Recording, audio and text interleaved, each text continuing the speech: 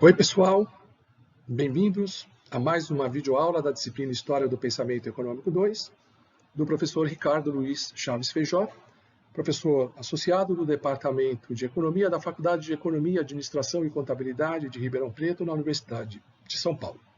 Como sempre, em algum ponto desta videoaula, eu indicarei uma questão, irei enunciar a questão, que deve ser respondida e encaminhada por e-mail no prazo máximo de uma semana. Vamos à videoaula? Bom, esta é a continuação do bloco temático da disciplina que trata de John Maynard Keynes, o grande economista britânico, que nasceu em 1883, mesmo ano da morte de Karl Marx, e viveu até 1946, morreu, portanto, ainda jovem.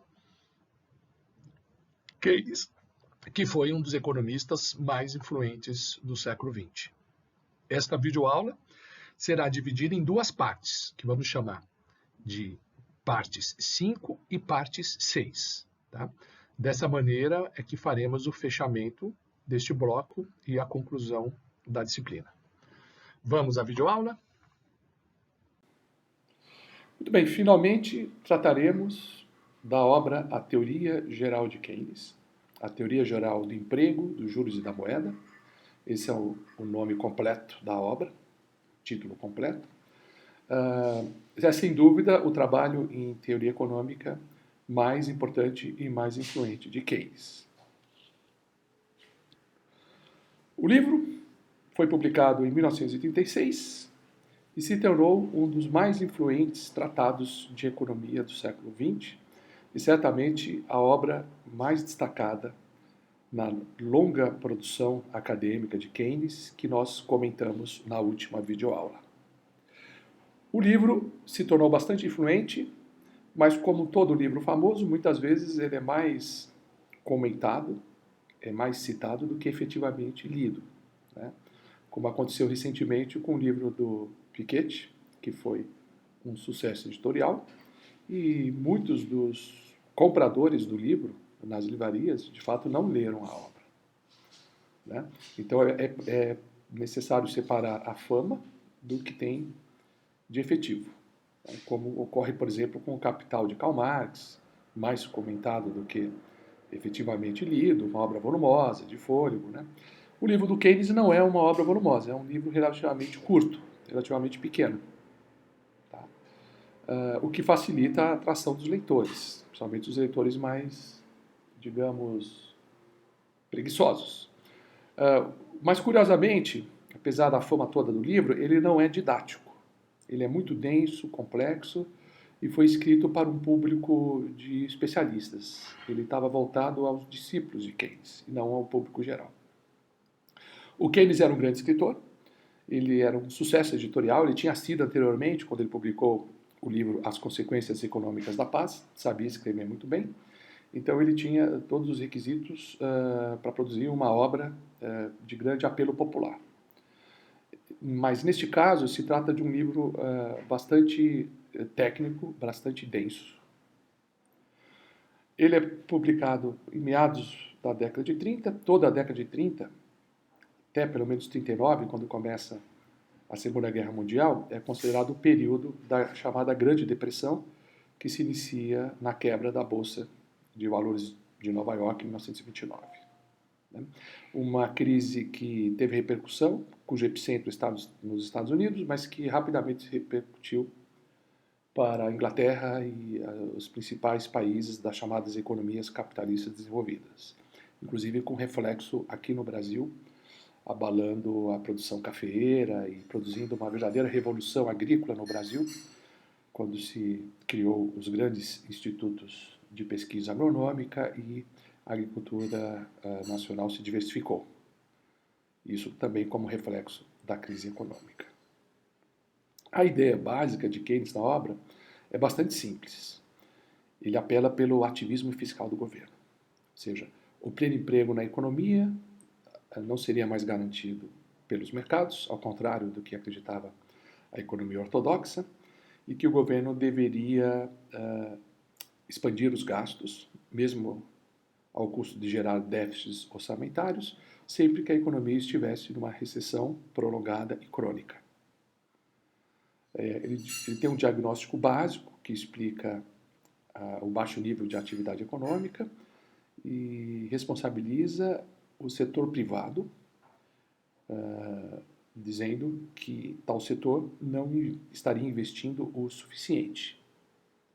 Então haveria um excesso de poupança que não tinha se transformado em investimento.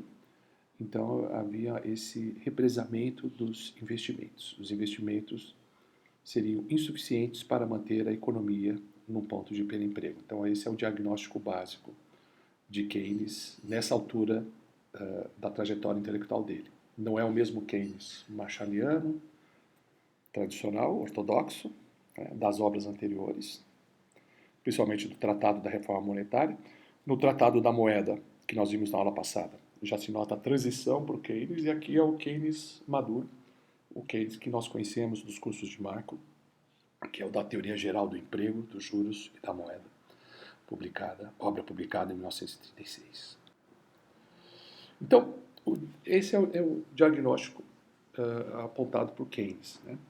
Por algum motivo, os empresários reduziram os investimentos, por uma percepção, por um fator psicológico. Tá? Eles notaram que o mercado estava saturado, que o investimento não se transformaria em lucro, o produto ampliado não seria vendável, ficaria encalhado. Tá? Então havia uma constatação de que o mercado estava saturado, e aí a economia entra no período de baixa de investimento. Inicia-se um ciclo recessivo, porque investir menos significa contratar menos mão de obra, pagar menos salários, o que deprime o consumo popular e desaquece o mercado, né? E retroalimenta, né, os motivos para os empresários investirem menos. A economia ela pode alcançar algum equilíbrio, mas não seria mais, ao contrário da ortodoxia, um equilíbrio de pleno emprego. O equilíbrio seria alcançado numa situação de fundo de poço, com elevado nível de desemprego e com um quadro de insuficiência de produção e miséria social. E aí, como diagnóstico desse problema, né, como remédio, Keynes propõe um ativismo da política fiscal. O governo entraria se antecipando, tentando, pelos seus gastos, manter um nível de investimento, e com isso evitaria maior sofrimento, porque estaria reerguendo a economia, porque os investimentos privados seriam complementados pelo investimento público. Então, a insuficiente iniciativa do setor privado em investir seria remediada e complementada pelo chamado investimento público. Esse é o receituário básico do diagnóstico, associado ao diagnóstico de Keynes do problema da recessão. Qual é a relação da teoria geral com o tratado sobre a moeda?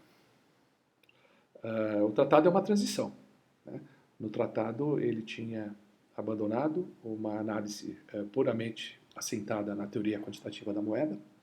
Ele começa a perceber a necessidade de uma teoria do emprego, que faltava na ortodoxia. O Tratado sobre a Moeda já era um livro teórico bastante denso. A Teoria Geral também é um livro denso e relativamente difícil para um não especialista, né? Embora Keynes escreva muito bem. E também aos leitores de língua portuguesa é importante ter acesso a uma boa tradução. Eu tenho uma tradução portuguesa, que eu indico, uma tradução de Portugal, né, que eu indico na biografia do curso. Essa tradução é muito boa. Infelizmente, como em outras obras, a tradução da coleção Os Economistas não é muito boa.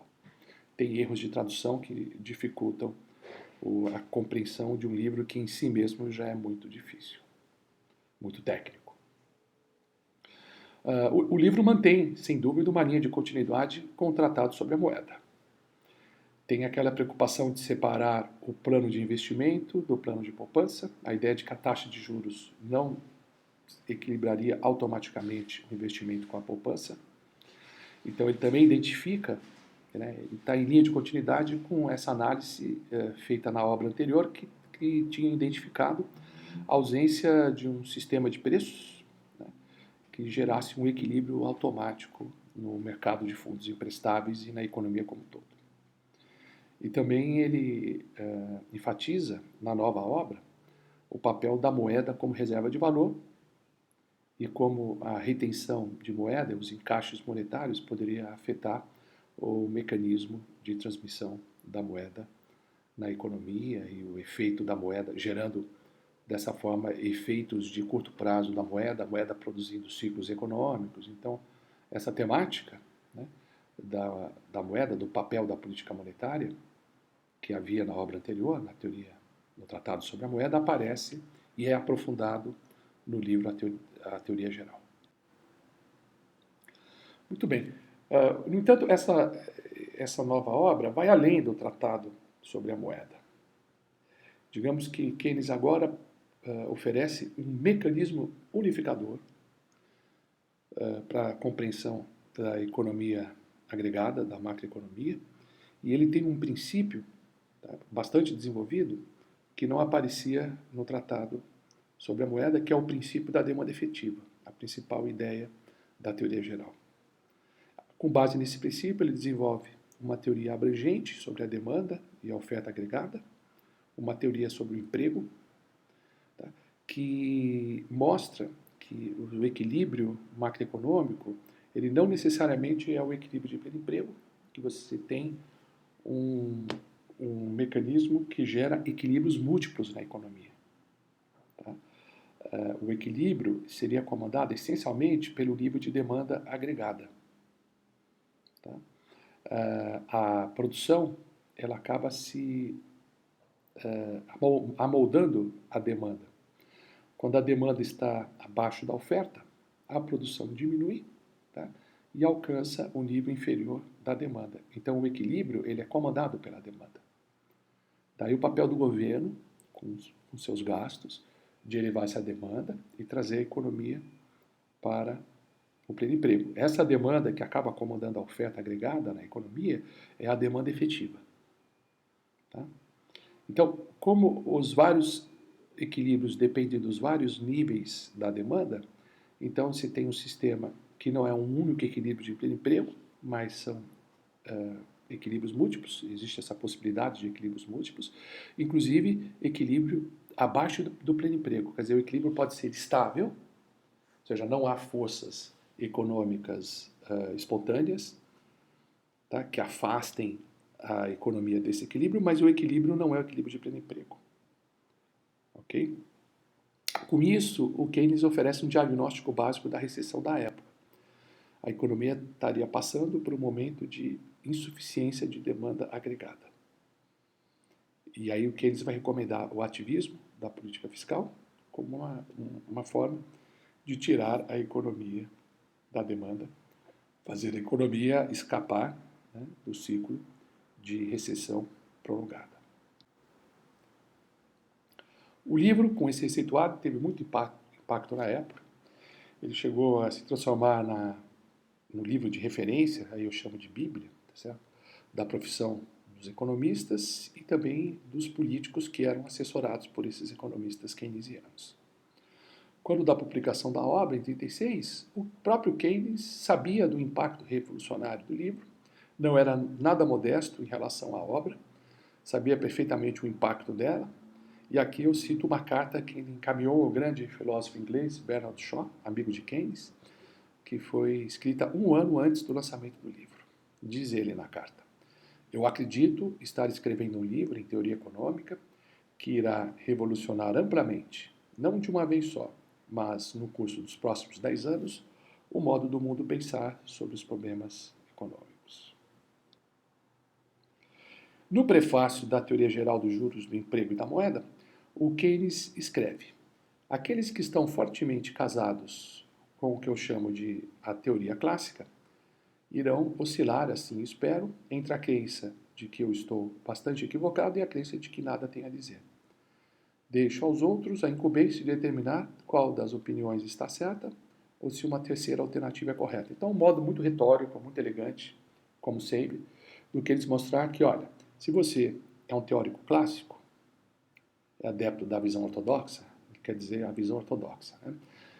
Provavelmente você vai dizer que eu não tenho nada a dizer, né? Ou então que eu estou equivocado, né?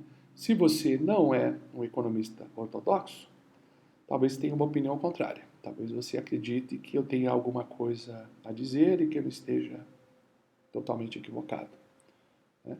E aí ele diz, olha, eu deixo a vocês a incumbência, né, de elaborar uma terceira alternativa. Então, o que ele está dizendo, de uma maneira muito elegante, que ele está rompendo com a crença dos economistas ortodoxos.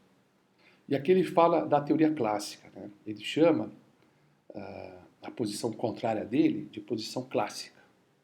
Tá? Ele está dizendo, olha, aqui é uma ruptura da teoria clássica. Estou propondo uma total ruptura com essa ortodoxia que ele chama de teoria clássica. Quem são os clássicos? Olha, os clássicos, na verdade, é o que a gente chama de os neoclássicos da Universidade de Cambridge, os seguidores de Alfred Marshall, ou os economistas que têm relação com o legado da Revolução Marginalista no mundo de língua inglesa. Então, você pode incluir quase todo mundo antes de Keynes no rótulo de clássicos, né?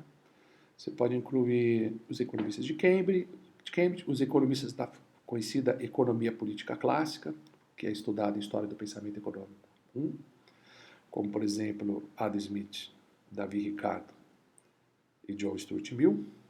Tá? Ou seja, todo mundo que veio antes de Keynes era chamado de clássico, e curiosamente até o próprio Keynes, né? Porque lembra que o Keynes, no Tratado da Reforma Monetária, ele era um economista marshalliano. Então, o próprio Keynes olha para si mesmo e diz, não, eu era clássico, nos anos 20 eu era clássico e agora eu sou realmente um keynesiano. Tá? Então ele separa o clássico, que é o que veio antes dele, do keynesiano. Claro que é um artifício retórico, né, para marcar a posição. Com relação a Marshall, os clássicos, né, Marshall, que na verdade é um neoclássico, né, procurou integrar os trabalhos dos clássicos mesmo, da economia política clássica, de Ricardo e John Stuart Mill, tá certo? E de outros economistas clássicos, que marcaram Jean-Baptiste Say, James Mill, vários outros economistas clássicos, né?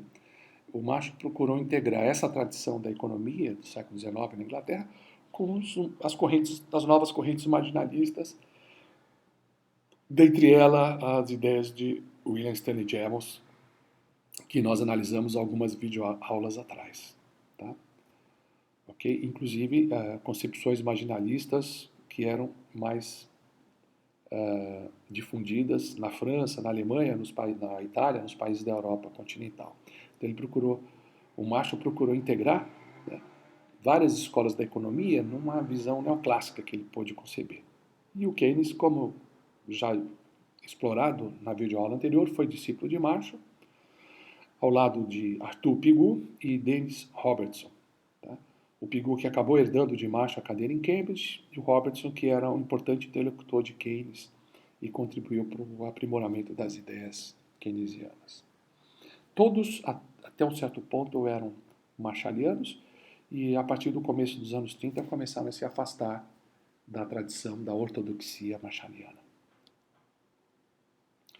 Keynes, de fato, pretendia oferecer à ciência econômica um novo paradigma. Paradigma no sentido de Thomas Kuhn, paradigma como uma visão normal do que é a ciência econômica, né? O modo de fazer essa ciência. Então, Keynes está procurando um novo paradigma, que podemos chamar de paradigma keynesiano, ok? Rompendo com a visão do paradigma anterior, que seria o paradigma clássico, o modelo clássico. Né? A Phyllis Dean, professora de Cambridge, historiadora das ideias, que orientou um economista brasileiro famoso, Eduardo Gianetti, em Cambridge, resumiu nesse ponto, resumiu essa pretensão de um novo paradigma em Keynes com a seguinte frase: Marshall mudou o modelo clássico básico mais do que estava disposto a admitir e Keynes reteve mais da tradição neoclássica do que poderia parecer. Ou seja, Keynes não foi tão revolucionário assim e nem Marshall tão conservador. Marshall, na verdade, foi bastante revolucionário, mudou mais do que estava disposto a admitir.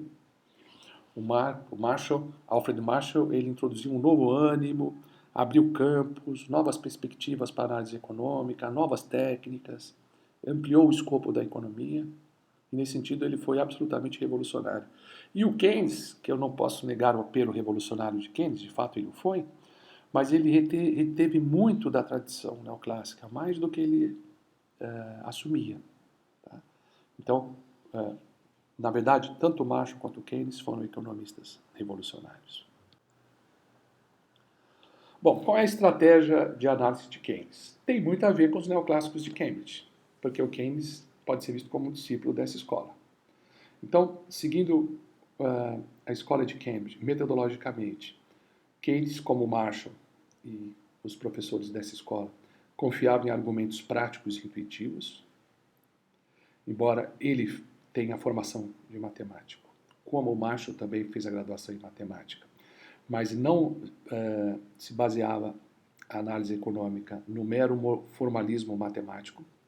Lembra que o Marshall aconselhava que o uso da matemática deveria ser parcimonioso, que os teoremas matemáticos deveriam ser apresentados em notas de rodapé, que a análise econômica deveria ser expressa na linguagem vernacular, nas línguas nacionais, e não no simbolismo matemático. Né? Então, o Keynes seguia essa tradição de Cambridge de evitar o excesso do formalismo matemático. E a análise de Keynes, como a análise de Cambridge em geral, levava em conta aspectos como tempo histórico, que é o tempo irreversível, não é só a variável t do modelo abstrato, mas é a ideia de tempo que implica transformações irreversíveis, o tempo histórico, a análise da estrutura institucional, a análise da estrutura industrial da economia, o estudo cuidadoso, o estudo e a observação, o estudo com base na observação cuidadosa de fenômenos do mundo real, a incorporação da incerteza na análise, o papel da moeda, a consideração dos ciclos econômicos, o estudo dos ciclos das flutuações na economia, tudo isso era típico da análise de Cambridge e Keynes manteve. Também era típico de Cambridge o enfoque que enfatizava as condições representativas no lugar da análise sobre condições ideais, que era típica dos economistas continentais, da França, da Alemanha, etc. Então, aqui não é o caso de idealizar completamente, né, o fenômeno econômico, o agente econômico, o processo de mercado, não, mas é buscar as chamadas condições representativas. Não é uma firma ideal, por exemplo, é uma firma típica. É uma firma que representa a situação média das firmas que efetivamente atuam na realidade. Então, essa ênfase no método de encontrar os tipos representativos no lugar dos tipos ideais, no sentido da mera abstração, não no sentido do tipo ideal weberiano, que aí é outra coisa, mas no sentido da mera abstração. Então, a ideia de tipo representativo é, metodologicamente, muito alinhada com a tradição de Cambridge, e Keynes segue isso. Então, a influência da visão de Marshall foi muito importante, do ponto de vista metodológico, e também do ponto de vista das implicações políticas. Né? Como um típico representante de Cambridge, Keynes era um liberal, mas não um liberal radical. Tá? Um liberal que mantém uma certa crítica ao laissez-faire, ao livre comércio. Tá? Ou seja, eles acreditam, né, na eficiência e no papel dos mercados, mas com numerosas qualificações, quer dizer, sempre apontando situações em que o mercado não funciona bem. Do ponto de vista da filosofia moral, eles eram utilitaristas, acreditavam que o bem deveria ser analisado do ponto de vista das consequências da ação, se gera o máximo de felicidade para o maior número de pessoas, como dizia Bentham, essa é a tônica do utilitarismo. E, portanto, o próprio mercado, né, o livre mercado, deve ser analisado em termos das consequências, em termos dos resultados, em termos da felicidade e da eficiência econômica que ele produz. Mas a gente sabe que o Keynes não era um utilitarista puro. Né? Ele conciliava a visão de Bentham com a do filósofo social predileto, que nós abordamos com detalhe em outra videoaula, que é o Moore, né? G. Moore. tem alguma proximidade com o utilitarismo, mas tem outra orientação. Lembre-se que na filosofia de Moore, ele busca pela análise dos estados da mente. Né? Você tem estados propícios que geram boas ações. Então não é só a consequência da ação que é analisada, mas também aquilo que influencia a boa conduta do homem. Né? E o homem em bom estado gera boas ações. Então aquilo que nós já vimos. Né? Então tem essas diferenças. Né? Então, como Marshall, em comum com Marshall na análise econômica, Keynes procura articular, teoricamente, uma explicação que dê conta da estrutura social existente, dos problemas políticos, econômicos da época dele, da era vitoriana, ou pós-vitoriana, né? Porque já era um período de decadência da era vitoriana, e uma visão que ainda era conservadora, mas um conservador crítico, que acreditava na economia de mercado, acreditava na elite burguesa, né? E era um crítico às correntes marxistas, às tendências socialistas que apareceram no século XIX, na França, na própria Inglaterra, com Karl Marx, um exilado alemão, escrevendo na Inglaterra. Então, ele achava que não era isso o caminho. Né? O socialismo, o comunismo não era o caminho para uma sociedade melhor, mas, digamos assim, uma posição crítica em relação à economia de mercado. Então, um mercado com um ativismo, né, da esfera pública, um ativismo do Estado, levaria ao melhor quadro possível, mais compatível com o desenvolvimento humano, o desenvolvimento econômico e o desenvolvimento do ser humano. Embora tenha surgido alinhado com a tradição de Cambridge, mas de fato as ideias de Keynes contribuíram por um certo naufrágio do sistema de Alfred Marshall. Quer dizer, Keynes, com essa nova visão, ajudou a afundar o navio da economia marshalliana nos anos 30. Marshall, que imperou, né, como principal economista da Inglaterra, talvez do mundo, até o começo dos anos 30, mas cujo sistema de ideia foi sendo solapado pelas críticas que apareceram, por exemplo, do Piero Sraffa, em 1926, que atacou a teoria da firma de Marshall. Temos também os trabalhos da Chamberlain, as teorias de concorrência imperfeita. Né? Aparece na Itália Vilfredo Pareto, que depois se transfere para a London School of Economics, cujas ideias contribuíram para um certo descrédito do sistema de Marshall. E aí Keynes foi a pá de cal nessa onda de críticos, né? O que faz com que o sistema de Marshall deixe de ser o principal paradigma da economia a partir do fim dos anos 30.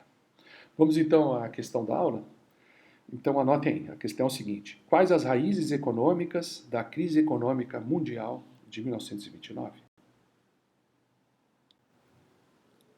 Bom, então em 1936 foi publicado a Teoria Geral. Vamos ver agora a recepção da obra na época. Teve boa aceitação.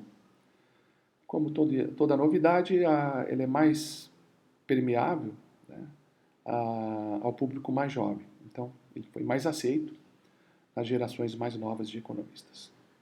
E o cientista mais antigo, né, preso ao antigo paradigma, como ensinou Kuhn, sempre resiste mais às novas ideias. Então, os economistas da, vamos chamar, velha guarda, tiveram mais resistência, né, ao avaliar a nova obra de Keynes. De fato, muitos deles condenaram a nova proposta, atacaram alguns aspectos da teoria. O Jacob Weiner, o Robertson, o Bertil Ohlin foram críticos bastante hábeis do trabalho de Keynes.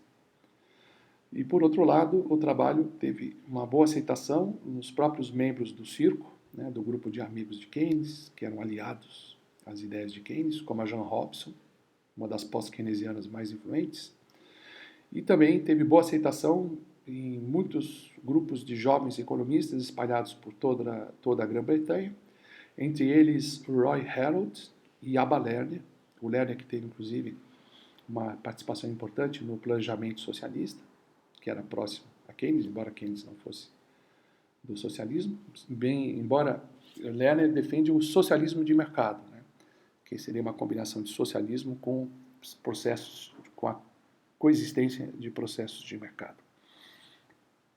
E esses jovens que aderiram às novas ideias de Keynes elaboraram diversos estudos, ensaios, trabalhos para esclarecer o que Keynes quis dizer. Então, eles foram traduzindo, foram reelaborando as ideias de Keynes, inclusive no sentido de esclarecê-las e criar algumas técnicas de análise, como, por exemplo, o modelo ISLM, né, do Hicks, né, que foi criado como uma leitura didática das ideias de Keynes.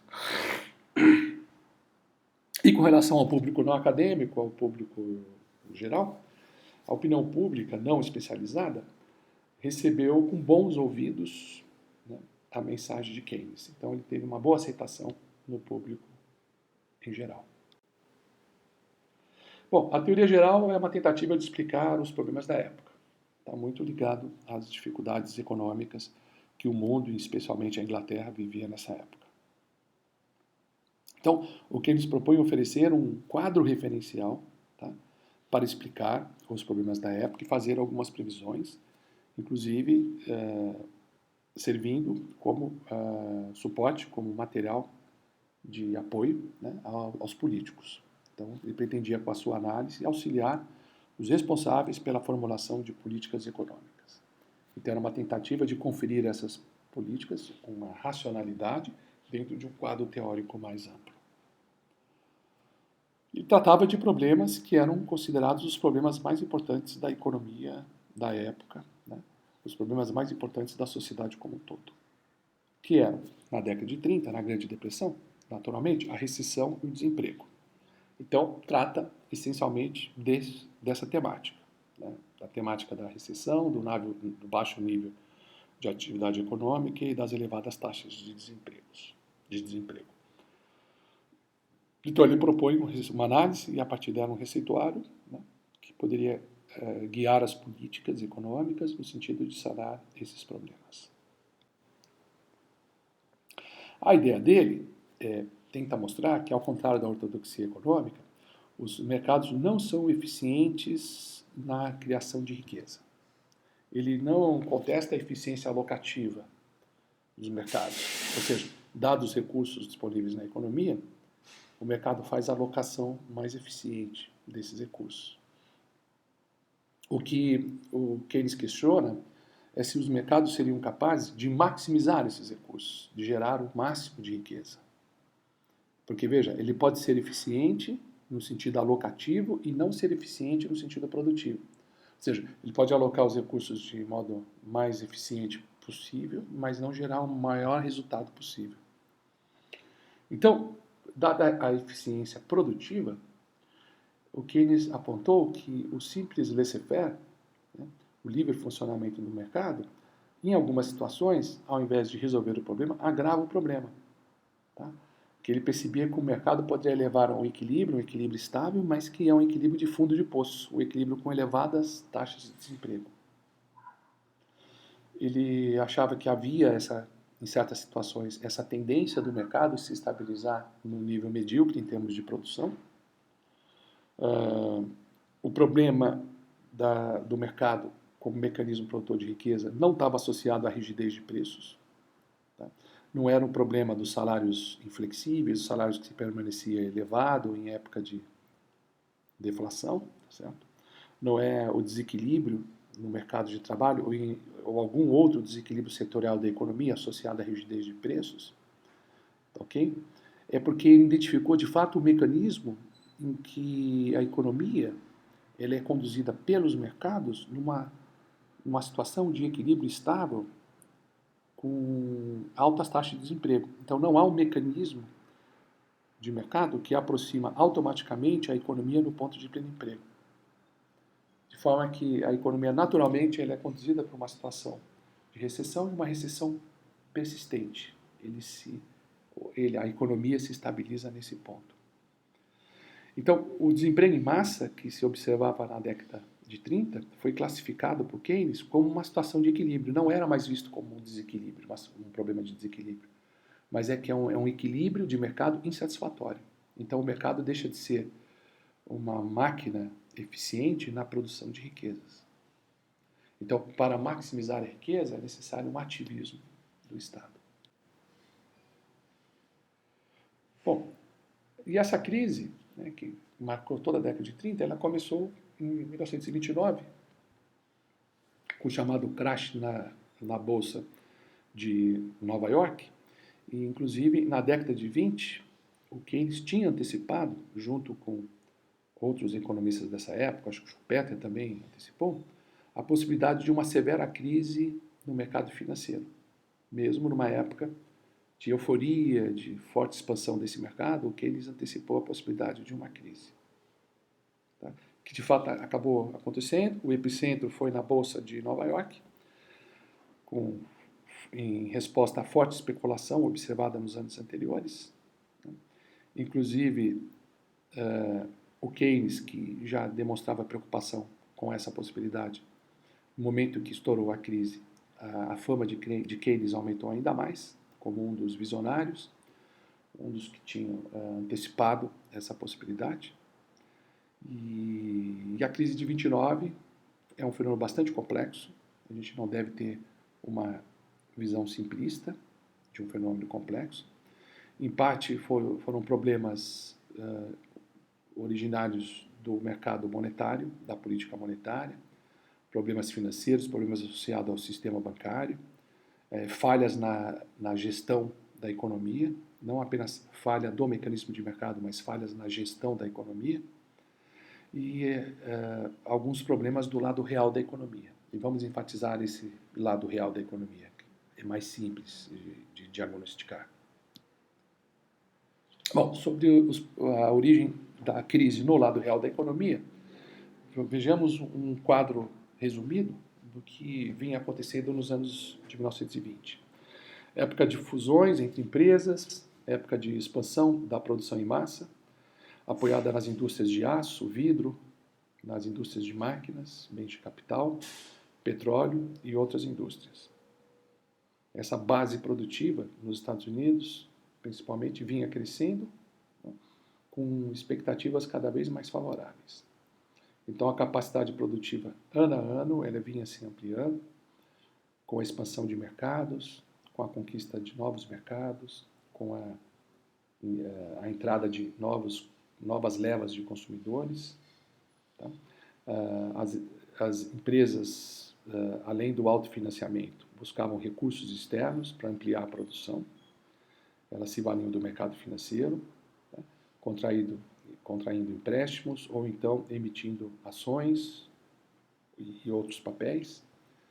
Então, o crédito ampliava-se, ia financiando os investimentos cresciam porque o mercado se expandia, as expectativas eram boas. Mas, a partir de um certo ponto, a capacidade produtiva passa a atender toda a demanda deixa de crescer, se nota uma perda no dinamismo da demanda, e aí, a partir desse ponto, as possibilidades de se encontrar novas oportunidades para investimento se torna menor. Tá? Os empresários começam a ter dificuldade, tá, de identificar novas vias, novas avenidas de investimento produtivo, de investimento lucrativo, e aí surge um problema de esgotamento da capacidade de expansão do sistema. Além disso, aumenta a especulação financeira, porque muitos desses excedentes que não podiam ser aplicados do lado real da economia, na produção, eram atraídos para aplicações financeiras e nos mercados de ações. Então, ocorreu o seguinte fenômeno: houve uma queda no investimento do lado real da economia, chamado investimento produtivo, e parte dos recursos migraram do setor real da economia para o setor financeiro, onde eram alocados em operações de especulação. Essa especulação implicou no crescimento do preço das ações, que estimulava novas ondas especulativas. Então, embora houvesse o aparecimento dos primeiros sinais de fragilidade da base produtiva, os lucros continuaram crescendo porque parte do capital era drenado do setor real para o setor financeiro da economia. Bom, aí aparece o pesadelo da depressão, a partir da crise de 29. O que levou a essa crise? Os empresários começaram a perceber o aparecimento da capacidade ociosa do parque produtivo. Tá? Então, significa que reduziu a demanda, né, por bens de capital, porque o volume de produção, quer dizer, a capacidade já instalada era suficiente, tá certo, para atender a expectativa de demanda. Né? Então, começa a frear o processo de reinvestimento, de expansão da capacidade, o que reduz, né, a demanda dos empresários, dos produtores, para o setor de bens de capital. Então, a indústria de bens de capital vai reduzir, né, seu nível de produção, porque há uma queda na demanda por bens de capital. Ao fazer isso, ela vai pagar menos para os seus empregados ou vai demitir alguns desses empregados. Então, uma queda de renda de uma parte da classe trabalhadora vai reduzir o nível de consumo. Essa redução do nível de consumo afeta a indústria de bens de consumo, quer dizer, algo que começou na indústria de bens de capital, acaba contaminando também, afetando as indústrias de bens de consumo, que vão demitir ou reduzir os salários dos seus respectivos empregados, gerando nova onda de desemprego e assim por diante, até a ruptura do sistema de produção. Todas as indústrias com problema de consumo, todas reduzindo o seu nível de produção, então você tem um problema da produção, uma queda, uma ruptura do sistema de produção.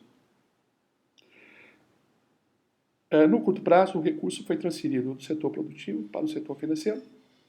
O setor financeiro era a solução, é a alternativa, né? Já que o capital não poderia ser aplicado produtivamente com a mesma eficiência de antes. E agravando esse processo, desse desvio do setor produtivo para o setor financeiro, teve fortes problemas de regulação.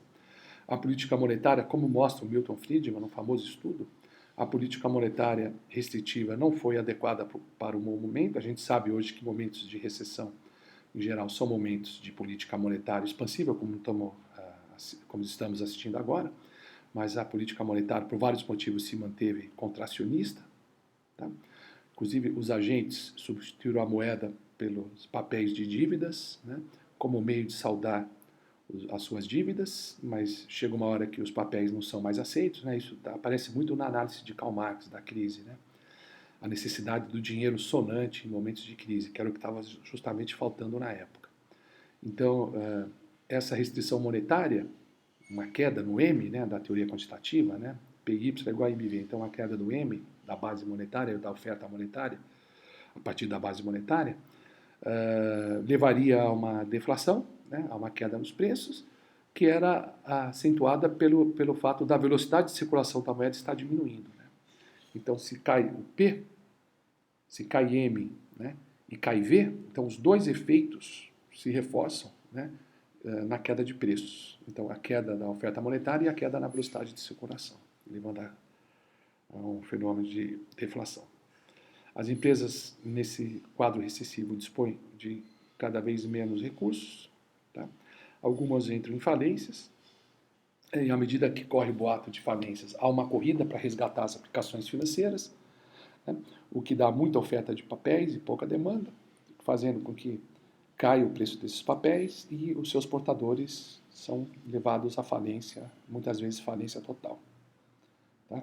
Então, queda do consumo, queda do investimento, desvalorização das aplicações financeiras, falência bancária, fuga de capital. Então, é uma série de aspectos desagradáveis, né, problemáticos, que confluem numa grande crise que iria perdurar durante toda a década de 30.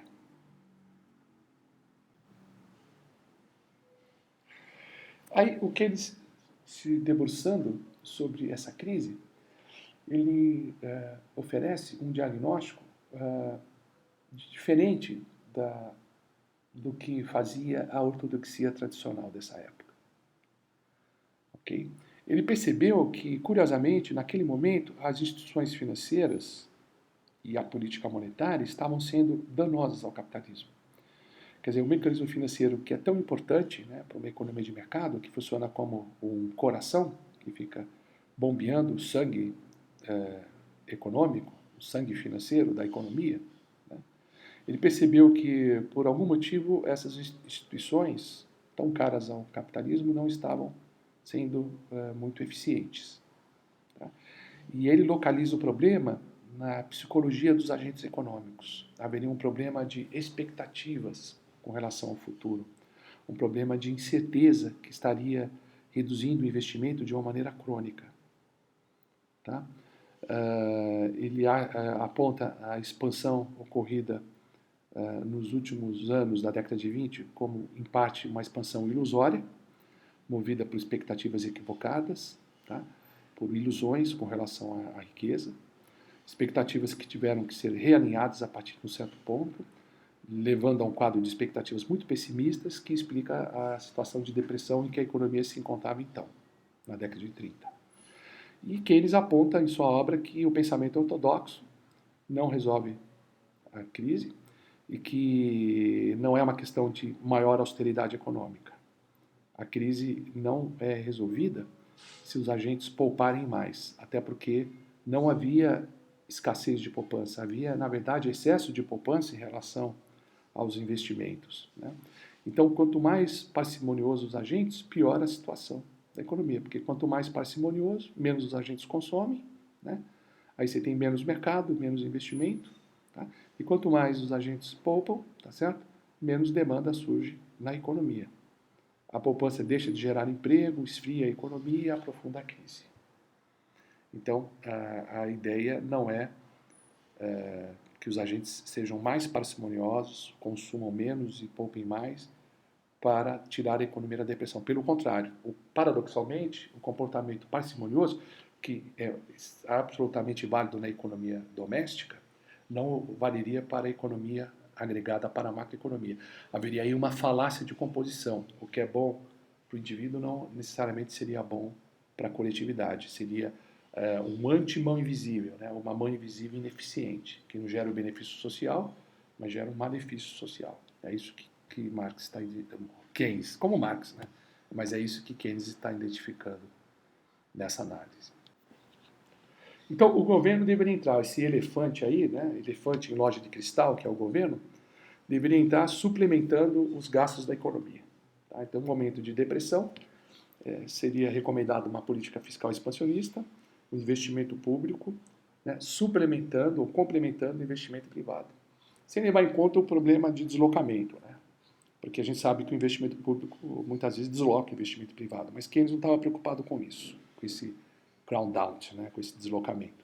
Ele simplesmente achava que o investimento público teria uma ação de suplementar o investimento privado e elevar o nível geral de investimento da economia, que depois passou a ser discutido pelos economistas nas últimas décadas do século XX, que isso pode não ocorrer, etc. Mas eu não quero entrar nesse detalhe por enquanto. Então, Keynes oferece uma teoria que ele chama de teoria geral. Veja que teoria geral é um argumento retórico, né? Dizendo, olha, uma coisa é dizer, aquela teoria está errada. Aí, uma maneira estratégica de desqualificar, você diz, não, ela está certa, mas ela tem um escopo muito, muito curto. É como, por exemplo, os físicos modernos que dizem, não, a teoria de Newton está correta, só que ela vale para baixas energias e vale para escalas pequenas. Se tiver altas energias, altas escalas, ou escalas muito pequenas, como na mecânica quântica, aí teria que ser a física quântico-relativística, que seria uma extensão da física newtoniana, da física clássica. Então ele está dizendo, olha, eu quero uma teoria mais geral, né, que mostre que a teoria, que a ortodoxia é só um caso específico, é uma situação muito particular. Então, retoricamente, ele chama o trabalho dele de teoria geral. Tá? Ok? Então, portanto, por não ter essa perspectiva mais geral, essa abordagem mais ampla, a teoria ortodoxia, a ortodoxia econômica, a teoria neoclássica de Cambridge, não conseguiria explicar o que vinha acontecendo nos anos 30, essa grande depressão. Seria necessária uma nova abordagem, é isso que Keynes está oferecendo. Tá? Então, sendo uma teoria mais geral, que teria um poder mais explicativo. Depois, a partir dos anos 40, né, muitos economistas vão mostrar que, pelo contrário, a teoria de Keynes é que é um caso específico, é uma situação muito particular da história e que não seria tão geral assim, mas isso é uma outra abordagem, um outro aspecto que a gente não vai explorar aqui. Keynes, portanto, oferece uma teoria do desemprego que caracteriza a existência de um desemprego crônico. A ênfase dessa teoria é explicar a determinação da produção agregada e, portanto, do emprego. A sua ideia central é a de que o equilíbrio é determinado pela demanda, em que, em certos casos, é possível o desemprego prolongado. Os preços flexíveis não seriam capazes de curar o desemprego. Do lado monetário, Keynes também fornece uma nova interpretação. As taxas de juros não seriam determinadas no mercado de fundos emprestáveis, mas no mercado de moeda, no mercado monetário, onde a demanda de moeda dependeria da preferência pela liquidez. Continuamos com John Maynard Keynes, nesta parte 6, em que vamos manter a análise do principal livro de Keynes, que foi a Teoria Geral do Emprego, dos Juros e da Moeda, publicado em 1936. Então, essa aula é dedicada a uma análise de algumas ideias contidas neste livro. Livro que já iniciamos a análise na videoaula anterior. Muito bem, então vocês tradicionalmente associam Keynes à disciplina da macroeconomia. E uma versão técnica, um pouco pasteurizada, digamos assim, de Keynes é apresentada em cursos de macroeconomia. Então nós vamos retomar algumas ideias do livro que têm a ver com os estudos macroeconômicos. Vocês se recordam da análise da curva de investimento, que aparece nos modelos macro, e do conceito de eficiência marginal do investimento. Essa é uma outra contribuição importante de Keynes, né? Um conceito, tá, que ele introduz e a construção de uma teoria do investimento a partir desse conceito. E o conceito-chave aí é a eficiência marginal do investimento, que nós vamos trabalhar com esse conceito. Um outro aspecto que Keynes destaca logo no segundo capítulo da obra é a ruptura com a lei de Sé. E a lei de Sé, como vocês viram, é a ideia de que a oferta cria sua própria demanda e que nunca haveria um problema de demanda na economia. Tá? Em geral, é assim, né? Quando os empresários produzem, eles pagam salários e remuneram todos os fatores produtivos que participam da produção em questão, e os trabalhadores e os proprietários desses fatores, eles gastam, né? Então, quando se produz, gera-se rendimentos que se transformam em demanda. Então, a própria produção garante a sua demanda, essa é a ideia da lei de Sé. Isso ocorre individualmente em cada unidade produtiva e também quando se pensa na economia como um todo, né? O valor da produção, tá, corresponde ao valor total demandado em cada período de produção da economia. Porque não há nenhum vazamento, não há nenhum rendimento que não seja empregado para produzir. Ora, mas os agentes podem poupar, né? Eles podem consumir menos do que a renda, né?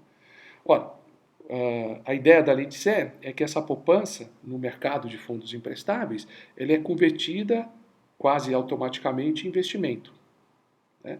E o investimento é um tipo de demanda. Você muda apenas a composição da demanda ao poupar. Mas você não gera, ao poupar, ou seja, gerar demanda, muda-se a composição da demanda, mas não se gera um problema de suficiência global de demanda na economia. Essa é uma ideia que tinha um campo maior de validade no começo do século XIX, onde boa parte do investimento era feito com a própria poupança do empresário, né? E o investimento era financiado pelo alto investimento. Quer dizer, quem é capaz de gerar um excedente é só o empresário, o patrão. Porque o trabalhador, de acordo com os clássicos, o que eles recebem é suficiente para a subsistência dele e de sua família, para que o operário sobreviva e para que ele possa educar pelo menos 2 crianças que tenham chance de chegar à fase adulta e repor a mão de obra quando esse trabalhador se afastar do mercado de trabalho.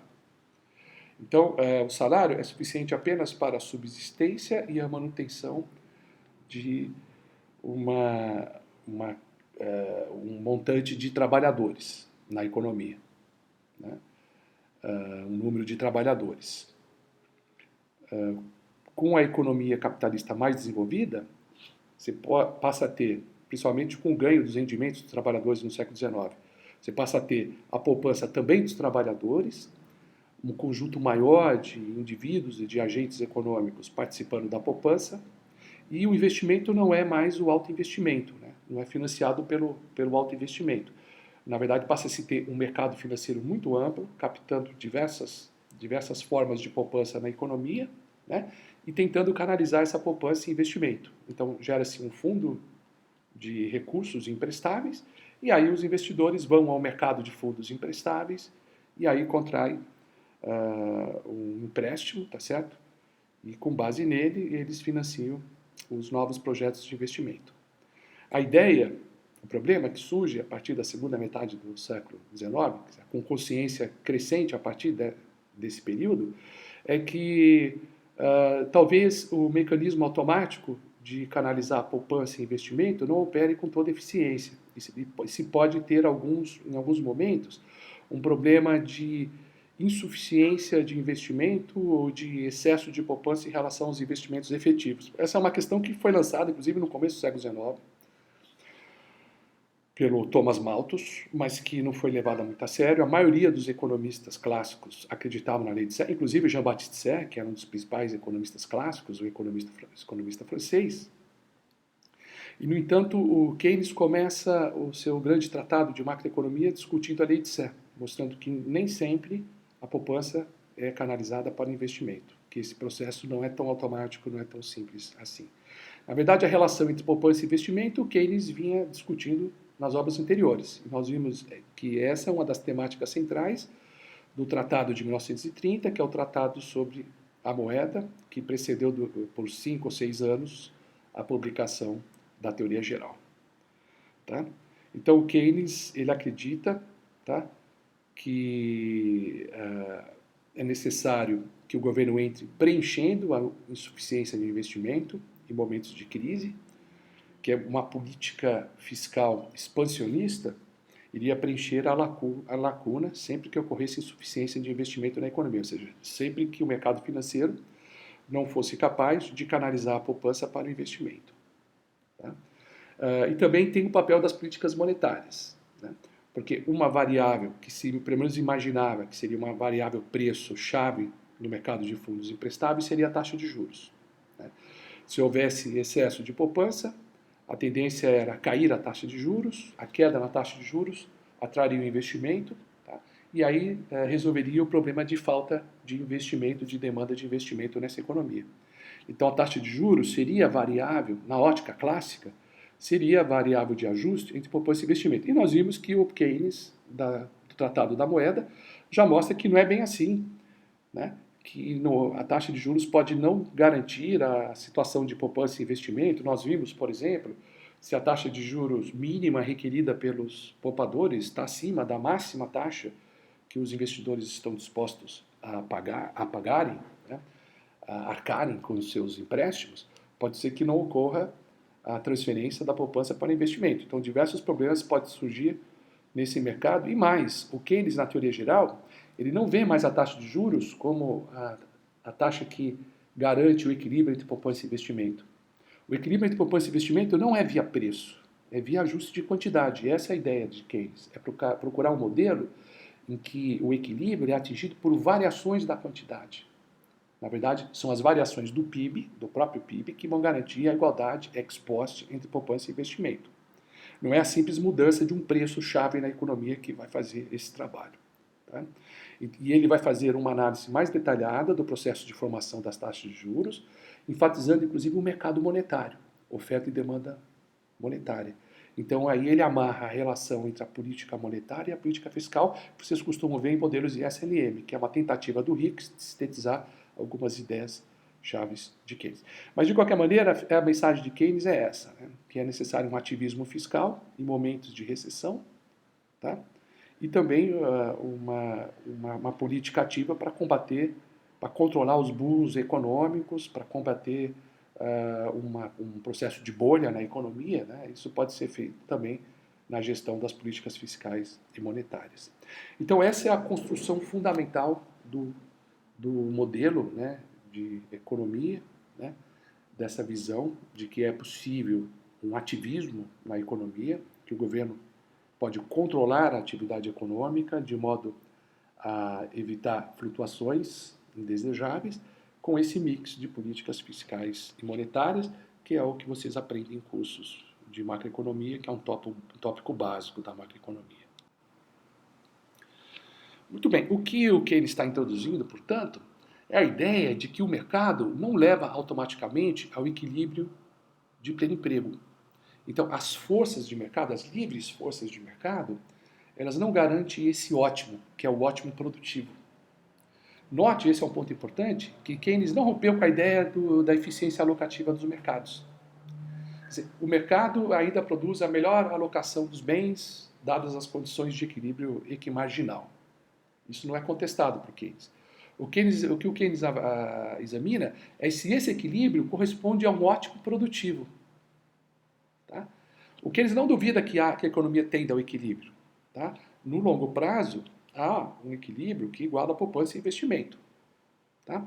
Mas esse equilíbrio, o processo de equilibração, depende de variações das quantidades, de variações no nível de produção da economia. E o nível de produção compatível com o equilíbrio entre poupança e investimento pode não ser o pleno emprego. Na verdade, eu tenho diversos níveis particulares de produção que produzem um equilíbrio entre poupança e investimento. Ou seja, eu não tenho um equilíbrio que é ótimo e único. Há um modelo de equilíbrios múltiplos e muitos desses equilíbrios são subótimos. Tá? Fica abaixo do desejável. A economia pode entrar numa situação de equilíbrio de fundo de poço. Tá? Vejamos essa frase, né, extraída do capítulo 2 da Teoria Geral, em que Keynes sintetiza essa ideia. Devo admitir que há forças que podemos perfeitamente chamar de automáticas, a operar no contexto de qualquer sistema monetário normal, que direcionam para um restabelecimento de equilíbrio de longo prazo entre poupança e investimento. O ponto que põe em dúvida, embora ele seja geralmente aceito, é se estas forças automáticas tenderão a trazer não apenas ao equilíbrio entre poupança e investimento, mas a um nível ótimo de produção. Esse é o ponto, né? Ele questiona a eficiência do mercado do ponto de vista do ótimo produtivo, não do ótimo alocativo. Tá? É o que ele está pontuando aí nessa passagem. Então é isso, né? Então, essa visão geral desse ativismo econômico, tá, é articulado numa obra magistral, certo? Em que o Keynes revoluciona o pensamento econômico, pelo menos na época se tinha essa pretensão de revolucionar o pensamento econômico, articulando essas ideias que são trabalhadas em modelos macroeconômicos. O livro tem alguns problemas de organização, tá? O estilo ele é pesado, né? Lembra um pouco aquela técnica do Marshall, de você ter uma estrutura analítica, uma base matemática de pensamento, mas uma matemática que é descrita na linguagem vernacular, quer dizer, não tem equações, não tem algebrismo na obra. Você vê que é bem o estilo do mestre dele, do Marshall. Né? Não tem algebrismo na obra, mas tem que ter uma estrutura de pensamento matemático. Tá?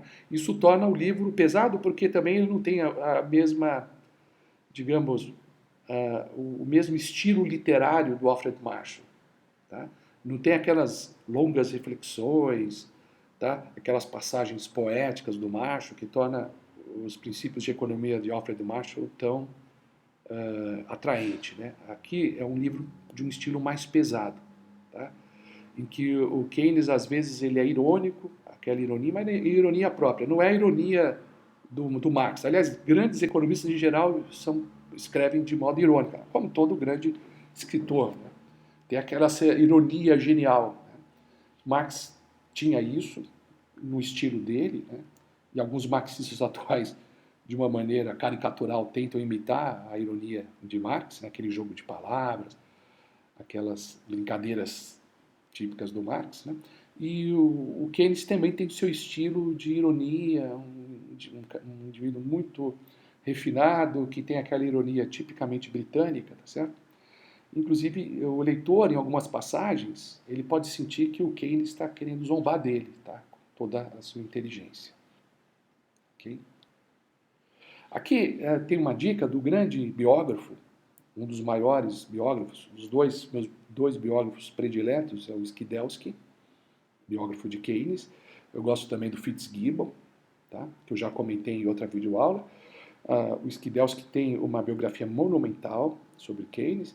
E aqui, no início desse livro, dessa biografia, ele dá alguma dica, tá? Que eu vou ler para vocês, de certas estratégias para a leitura da obra de Keynes. Tá? Vamos reproduzir, então, os conselhos de Skidelsky. O leitor que começa pelo capítulo 3 e depois lê os capítulos 8 a 13 e o 18, pode ter uma ideia acurada da essência da teoria de Keynes. Tá? Inclusive, numa próxima videoaula, nós vamos ler o capítulo 3 na íntegra. Isso eu prometo para vocês. Os principais problemas advêm quando Keynes tenta relacionar sua própria teoria àquilo que chama de teoria clássica, seja na forma de comentários, de tentativa de reconciliação, seja, o que era mais frequente, de crítica demolidora. As dificuldades são particularmente agudas no segundo capítulo, os postulados da economia clássica. Eu não acho tão difícil esse capítulo. Nós vamos trabalhar bastante nesse segundo capítulo, faremos a leitura dele numa próxima videoaula. E o Skidelsky ele chama atenção para certas dificuldades, né, de compreensão, de interpretação desse segundo capítulo, que eu pretendo ajudá-los nesse sentido. Continuando, nos capítulos 14 e 15, em que trata a teoria clássica da taxa de juros e expõe de forma mais acabada sua própria teoria de juros, né, com o conceito de preferência pela liquidez, o juro sendo determinado no mercado monetário, etc. E no livro 5, sobre moedas, salários e preços.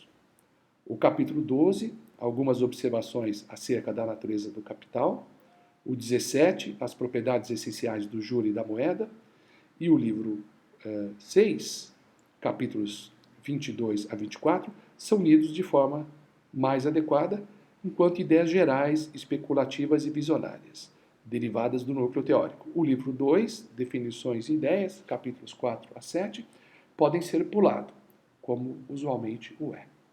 Bom, vocês estão vendo que esse conselho do Skidelsky fala de livros que compõem a teoria geral. De fato, a grande obra de Keynes está dividida em 6 livros. O primeiro livro, é denominado de Introdução, apresenta os postulados da economia clássica e o princípio da demanda efetiva. Então, a estratégia do Keynes é posicionar, né, os postulados básicos da análise clássica. Ele vai dizer o que está certo e o que está errado nesses postulados, qual postulado ele aceita, qual que ele refuta, e a partir dessa refutação, né, do postulado que ele descarta, nós vamos ver isso, ele propõe a ideia da demanda efetiva. Basicamente, ele está dizendo que o equilíbrio depende do nível da demanda agregada, seria a demanda efetiva, e que esse equilíbrio pode se dar abaixo do pleno emprego. No capítulo 2, o capítulo 1 é só uma frase muito curta. No capítulo 2 é que ele apresenta a sua visão crítica da teoria clássica do emprego. Ele vai identificar os 2 principais postulados clássicos. Ele concorda com o primeiro deles, que diz que o salário real é determinado pela produtividade marginal do trabalho, tá?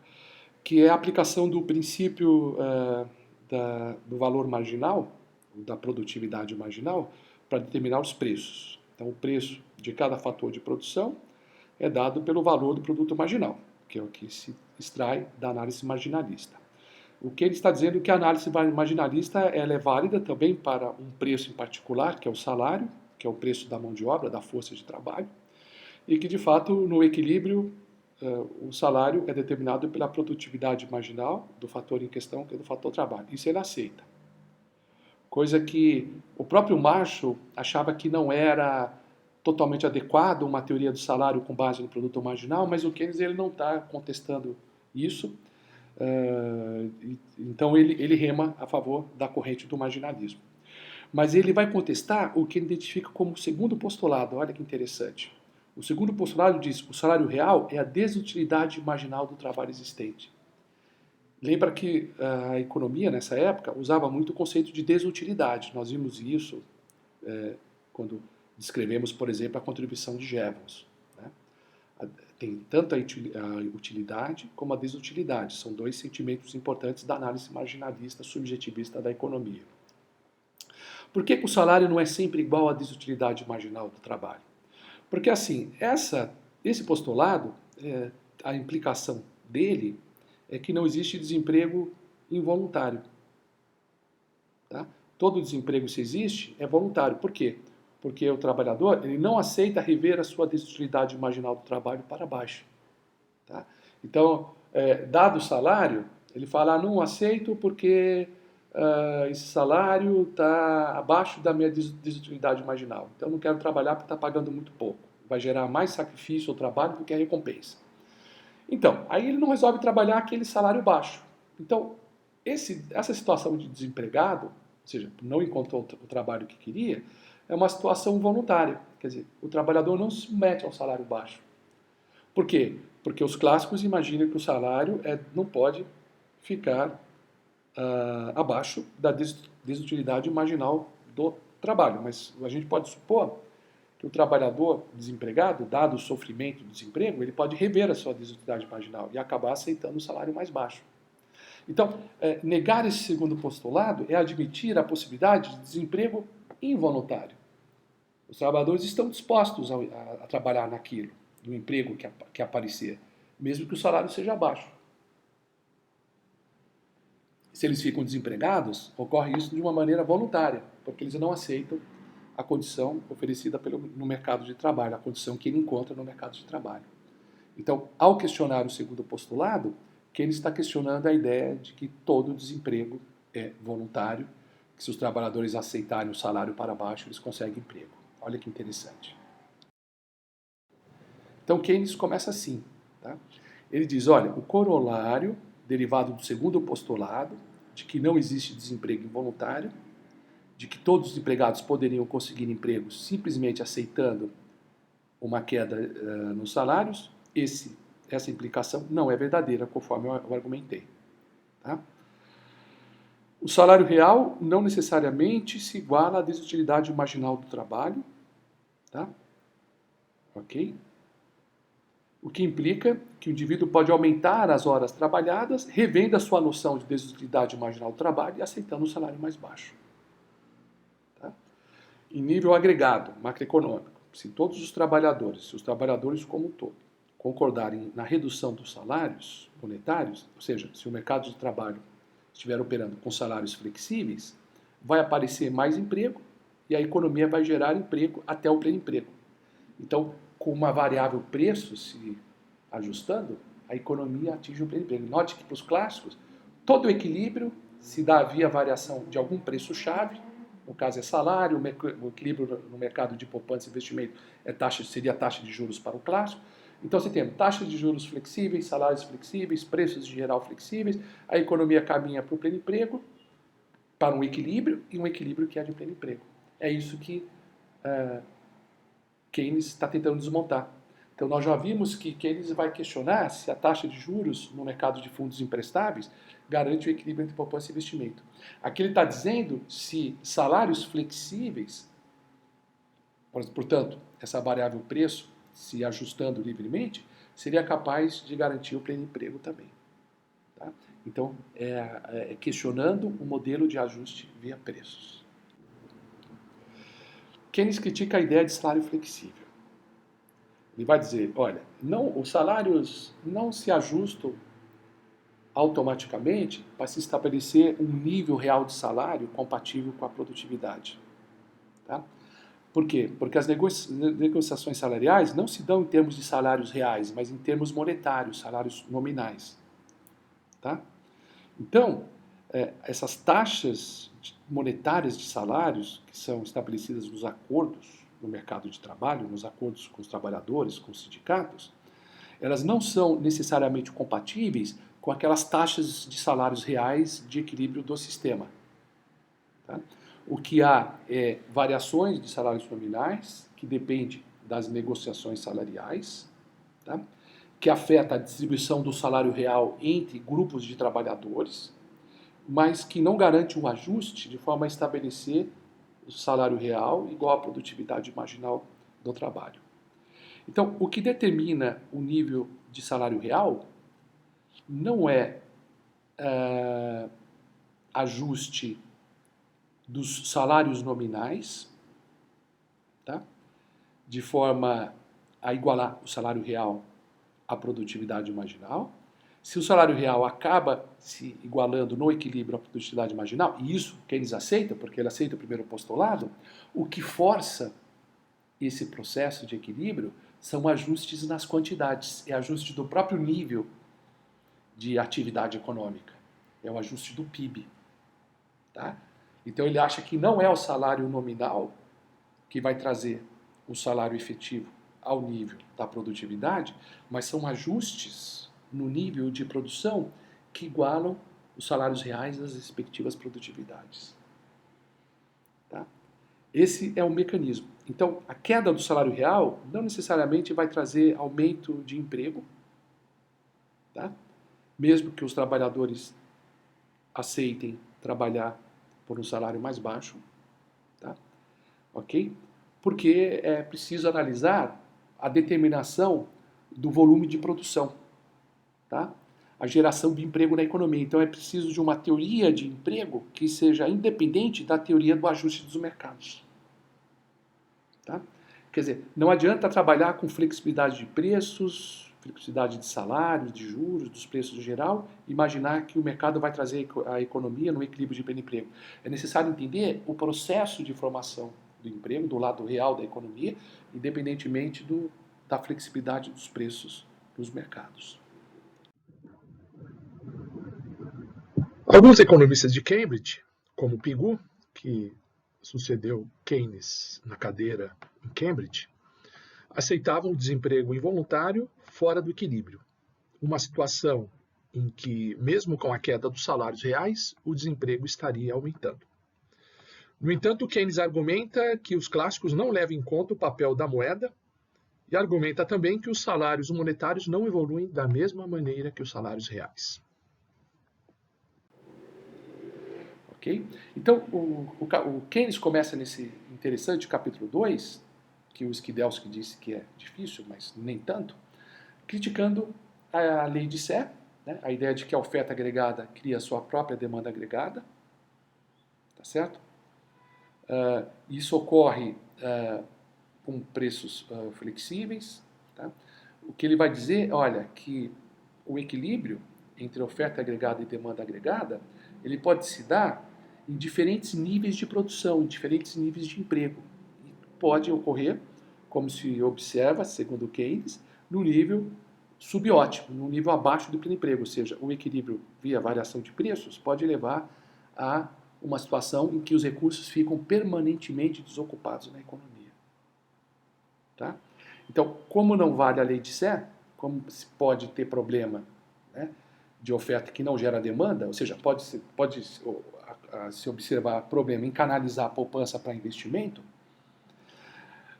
os processos de ajustes nos mercados não garantem um equilíbrio de pleno emprego. Vejamos as próprias palavras de Keynes, nesse capítulo 2. A lei de Sé, segundo a qual o preço de demanda agregada da produção em conjunto é igual ao preço da sua oferta agregada para qualquer volume de produção, a oferta agregada é igual à demanda agregada na análise marshalliana, lembra que a gente viu? É preço de oferta igual a preço de demanda.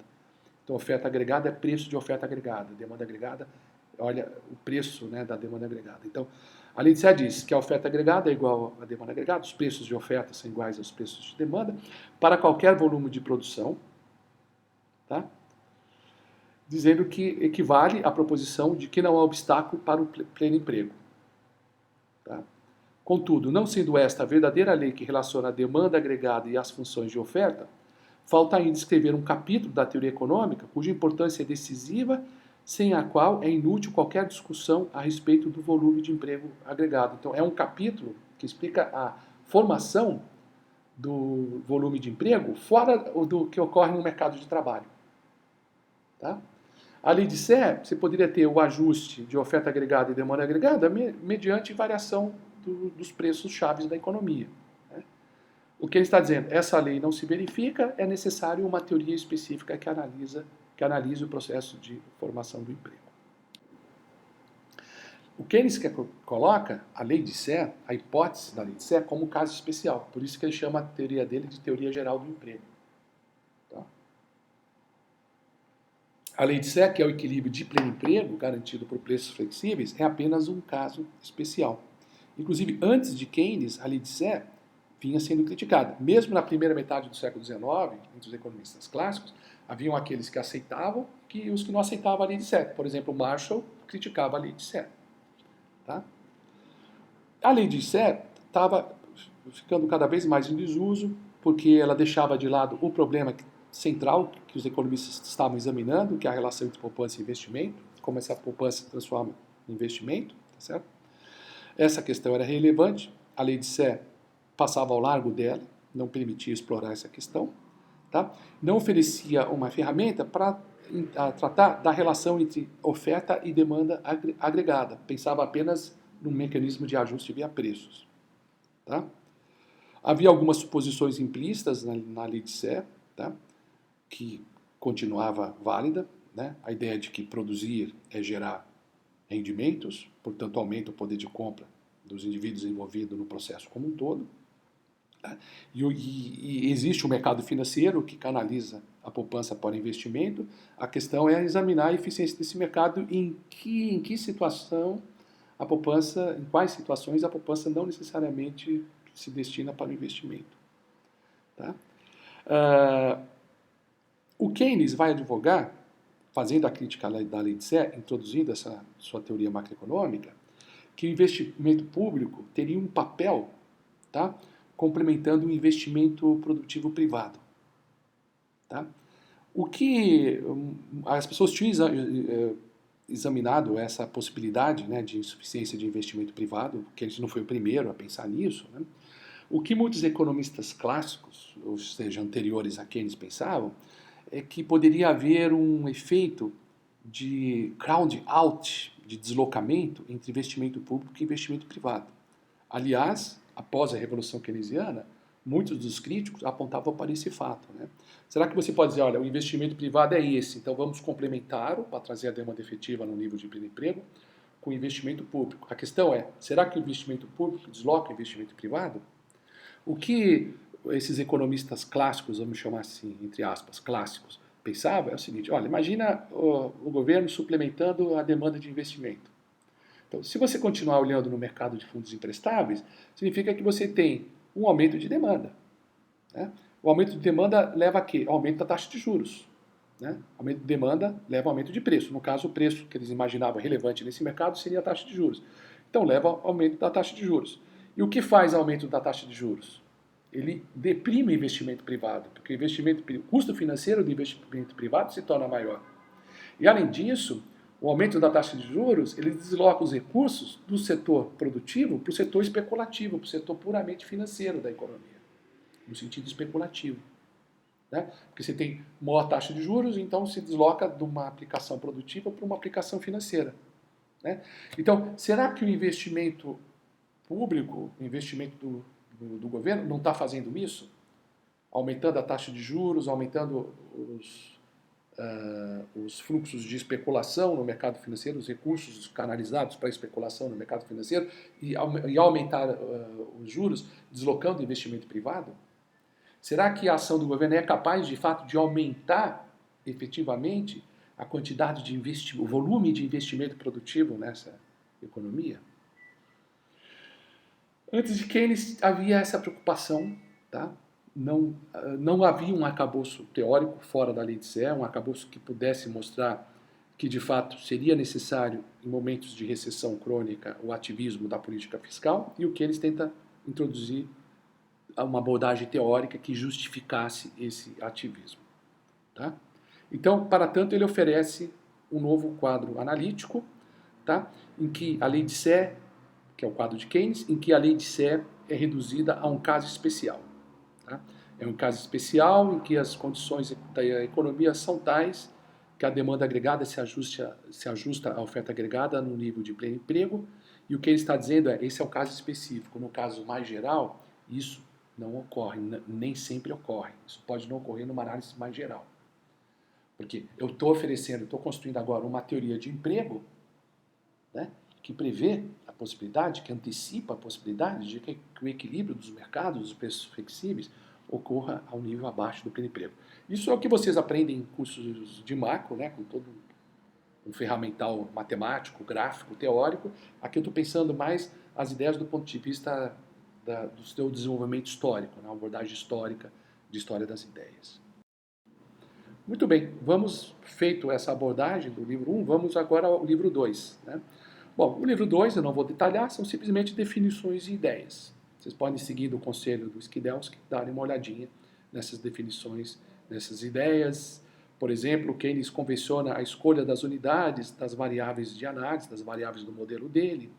Ele enfatiza o papel das expectativas, e ele vai mostrar como as expectativas devem ser incorporadas na análise como um elemento determinante do nível de volume de emprego da economia. Define alguns conceitos, como poupança, renda, investimento e o importante conceito de custo de uso, um conceito inédito. Alguns já eram utilizados pelos economistas anteriores, mas ele dá uma nova, ele precisa esses conceitos. Né?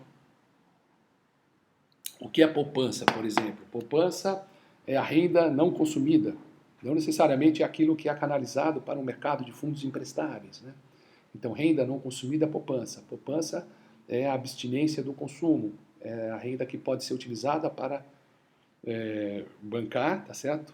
Consumos futuros. Então, toda uma definição de poupança, o que é a renda, são as formas de rendimento na economia, não apenas a renda agrícola. Então, Keynes, no livro 2, ele faz esse trabalho de esclarecer e oferecer uma definição mais precisa e mais técnica desses conceitos macroeconômicos. Por exemplo, né, no livro 2 aparece o conceito novo de custo de uso, use cost, né, custo de uso, que é um conceito bastante inovador, e aqui eu vou ler a passagem em que Keynes comenta a respeito, define o conceito. Definimos o custo de uso como sendo a redução de valor sofrida pelo equipamento em virtude de sua utilização, comparada com o que teria sofrido se não tivesse havido tal utilização, levando em conta o custo de manutenção e das melhorias que conviesse realizar, além das compras a outros empresários. Olha que interessante. Né? O custo de uso. Né? Então, quando se usa um equipamento, o valor dele conhece uma redução, né? Porque o equipamento sofre um certo desgaste na utilização. Então, você tem o que seria o valor do equipamento sem uso, o que é o novo valor agora, depois que o equipamento foi usado, que foi desgastado, tá certo? E também leve em conta que, mesmo não utilizando o equipamento, há um custo de manutenção, tá certo? Que os equipamentos não é uma coisa estática, também se investe na melhoria desses equipamentos, né? Então você leva o valor do equipamento sem a utilização, com a utilização, e leva em conta também alguns custos necessários para a manutenção e para a melhoria do equipamento. Então ele vai definindo o custo de uso de uma maneira técnica. Depois ele vai empregar isso de uma maneira importante na análise dele.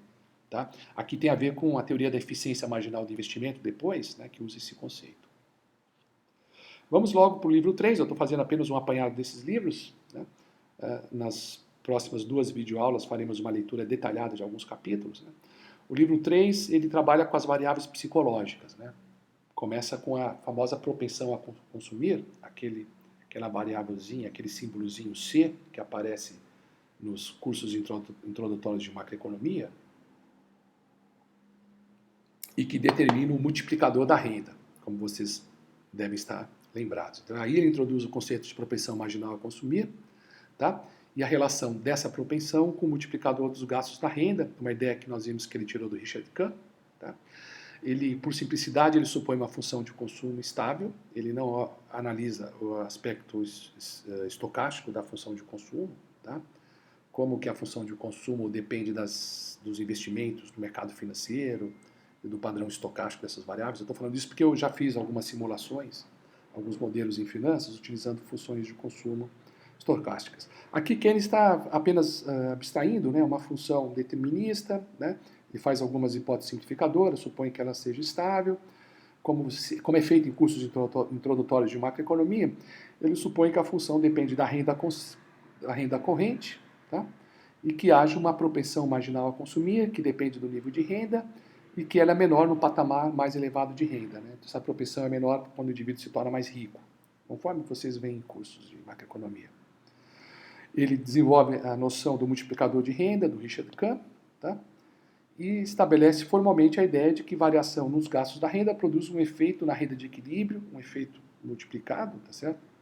E que essa multiplicação, esse efeito ampliado, depende da propensão marginal a consumir. Quanto maior a propensão marginal a consumir, né, maior o multiplicador da renda. Né? Lembra? 1 sobre 1 menos C. Né? O C está no denominador, mas está com sinal negativo. Então, quanto menor C, maior o multiplicador. Perdão, é isso. Né? Quanto menor C, maior o... Não, perdão. O C aparece no denominador, né? Mas ele aparece com um sinal negativo na frente. Né? Então, quanto maior a propensão marginal, maior o multiplicador. Né? Pelo fato de estar no... É isso, que ele está no denominador, mas o sinal é negativo. Então, bom, vamos sair dessa coisa de visão algébrica, vamos pensar na intuição macroeconômica, como fazem os economistas. Né? Então, maior a propensão marginal a consumir. Então, dada a renda adicional recebida, os indivíduos estão gerando mais demanda, e o indivíduo que recebe pelo pagamento dessa demanda também está gerando mais demanda, então você tem um efeito ampliado dos gastos na economia. É assim que é o pensamento do economista que não é um bitolado em álgebra, tá certo? Vamos para o livro 4. O livro 4 ele olha o lado dos investimentos. Tá? O conceito-chave aqui, se no livro anterior o conceito-chave era a propensão marginal a consumir, neste livro da teoria geral, o conceito mais importante é a eficiência marginal do capital, que tem a ver com o custo de uso. Tá? Ele define a eficiência marginal do capital e, com base nela, tá, ele introduz a teoria dos juros e como a teoria dos juros determina o nível de investimentos. Os juros são determinados no mercado monetário, não é os juros do mercado de fundos emprestáveis. O juro é oferta e demanda de moeda, como nos cursos de macro vocês veem. Então, dada uma taxa de juros exógena determinada naquele mercado, ela se contrapõe à eficiência marginal do capital para determinar o nível dos investimentos. Então, essa é a teoria do investimento de Keynes. Tá? Então, você tem o preço de oferta do capital, de um lado, do outro, as expectativas dos investidores com relação aos retornos dos investimentos. Tá? E a partir disso se gera uma curva de demanda do investimento a cada nível de taxa de juros que ele supõe que seja estável no curto prazo. Tá? Então, aquela curva decrescente tradicional dos cursos de macroeconomia, em que o volume de investimento, tá, decresce com o aumento da taxa de juros ou cresce com a diminuição das taxas de juros. Então, essa ideia macroeconômica ela é bem explorada e desenvolvida no livro 4 da obra de Keynes. E também no livro 4, ele vai analisar o processo de formação das taxas de juros nos mercados monetários, onde analisa a preferência pela liquidez. Tá? Então ele volta àquela preocupação marshalliana de ter uma teoria monetária que enfatiza os motivos em que levam os agentes a demandarem moeda. Vocês aprendem, né? A moeda pode ser demandada pelo motivo transação ou como ativo financeiro. Né? Então ele olha a demanda de moeda como ativo. Então os indivíduos montam uma carteira de ativos. Vocês aprendem no curso de finanças, usando o modelo de Markowitz, que na carteira eficiente você pode ter um ativo, deve-se introduzir na carteira também um ativo de menos risco. No caso, a moeda será o ativo de menos risco que compõe a carteira. Então, a demanda monetária tem a ver com a lógica de formação dessas carteiras de ativos. Tá? Então, a demanda pela moeda depende dos fluxos de renda, das despesas, dos hábitos de pagamento, mas depende também dessa estratégia de montagem de carteiras eficientes. Tá? Os indivíduos demandam moeda como ativo, tá? A moeda se comporta muitas vezes como ativo de menor risco. Quando se tem um ambiente de muita incerteza, a moeda pode ser demandada. Primeiro que não há pressões inflacionárias, não há perda do poder aquisitivo da moeda. Pelo contrário, né? Normalmente se tem deflação em momentos de recessão. E a moeda ela é menos incerta. Quer dizer, embora a moeda não remunere, quer dizer, não pague juros, né? O ativo líquido por excelência, que é a moeda, ela não paga juros, é o dinheiro, né? Ativo como dinheiro, Ele não paga juros, mas ao mesmo tempo não há o risco de desvalorização. Então, as aplicações financeiras que remuneram, pode-se ter uma perda de capital associada a essas aplicações. Então, há o risco dessas aplicações financeiras, que não existe com o ativo dinheiro. Então, o ativo mais líquido, por excelência, ele pode ser demandado e compor as carteiras dos investidores como uma maneira de reduzir o risco global da carteira. Tá? Nesse contexto, Keynes desenvolve a sua teoria pela liquidez. Isso faz parte da análise do que leva os indivíduos a demandarem moeda, o ativo mais líquido. Tá? Então, a taxa de juros é uma variável importante nessa demanda, tá certo? Cada taxa de juros está relacionado com a linha, né, o rendimento, né, dos vários papéis, das várias aplicações financeiras. Tá? A taxa de juros tem uma relação inversa com o preço dos papéis. Né? Se há uma expectativa de alta de juros, se os juros são muito baixos e os investidores acham que o governo não vai conseguir manter, o Banco Central não vai conseguir manter a taxa de juros nesse nível muito baixo, então a expectativa é que haja uma alta na taxa de juros, ou seja, se cria uma expectativa de que haja uma queda no preço dos títulos da dívida, no valor das aplicações. Tá? Então, há um risco de perda de capital nas aplicações financeiras, o que leva os agentes a manterem pelo menos uma parte da sua riqueza na forma de ativo líquido, na forma de moeda. Então, isso impulsiona a preferência. As incertezas movimentam a preferência pela liquidez.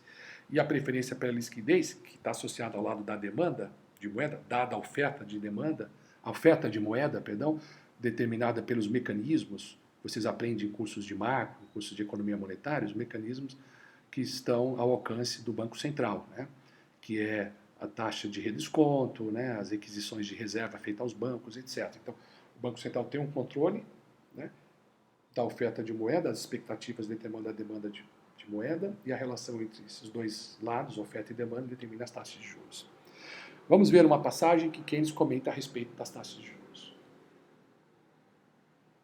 A taxa de juros, em qualquer instante do tempo, sendo ela a recompensa de se abdicar da liquidez, é uma medida do desejo daqueles que possuem moeda de abandonar o controle sobre ela. A taxa de juros não é o preço que equilibra a demanda de recursos para investimento com a disposição de se abster do consumo presente. Ela é o preço que equilibra o desejo de manter a riqueza na forma de moeda com a quantidade disponível dela. Olha só, está dizendo, olha, a taxa de juros, ao contrário dos clássicos, não deve ser vista no mercado de fundos emprestáveis, mas no mercado monetário. É isso que ele está dizendo. Ok? Então tem diversos conceitos importantes que aparecem nesse livro 4, tá certo? Que são conceitos centrais no sistema analítico oferecido por Keynes.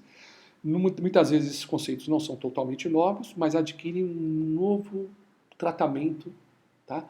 Um tratamento mais técnico e mais preciso na obra de Keynes. Tá?